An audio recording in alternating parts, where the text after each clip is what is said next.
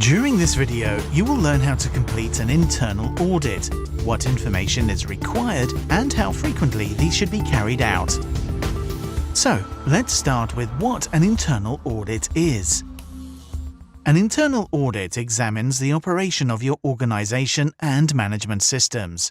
This provides top-level management with the information needed to ascertain whether the system is operating effectively or if any changes need to be made. Why do we need to complete these internal audits?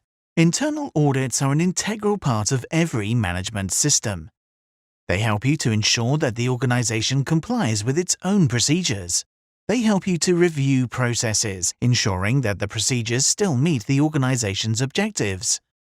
The results of audits provide evidence for use in corrective action programs and management reviews. They help to identify opportunities for improvement by reviewing the function of each department.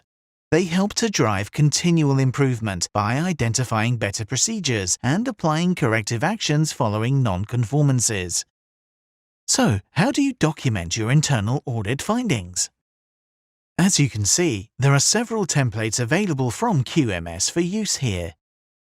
These documents include examples of the information we would expect to see as a result of the internal audit as a minimum. If you prefer, you are welcome to create your own internal audit reports and store these on a database, as long as the sections shown on the templates supplied have been included. What should you do once you have noted a process change? For each identified procedural discrepancy, you should raise a non-conformance to determine the reason for it. An important thing to remember: during an internal audit, you may well find that a documented procedure is no longer being carried out as stated due to it no longer being effective, which is obviously a good thing. If this is the case, you should still record this as a non-conformance. We cover these in a separate video. Where staff have failed to carry out the correct procedure or actions, you would log this failure as a non-conformance and arrange further training. Where the documented procedure has simply become outdated, you will need to rewrite the manual to reflect the new procedure. To do this, you will need to locate and amend the documented procedure within the Documented Management System manual. You must also update the revision and amendment register. This can be found at the front of the QMS manual. What else must you check during your internal audit?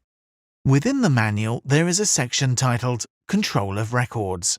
Here, you will see a list of all the records the QMS auditor will inspect at the external audit. From this list, you need to establish whether these records are still current and whether the records are being updated and maintained, amending the manual accordingly. So, how frequently should an internal audit take place? This is down to you. Internal audits can either be carried out routinely, as shown on the internal audit matrix supplied by QMS, or more sporadically to fit around other commitments. By following the internal audit matrix, you will have a more manageable workload throughout the year, ahead of the external audit, because it also incorporates your management reviews, meaning that all of your key responsibilities are completed in a timely manner, ahead of the external audit, increasing your chances of achieving a positive audit result. We hope you find this video useful.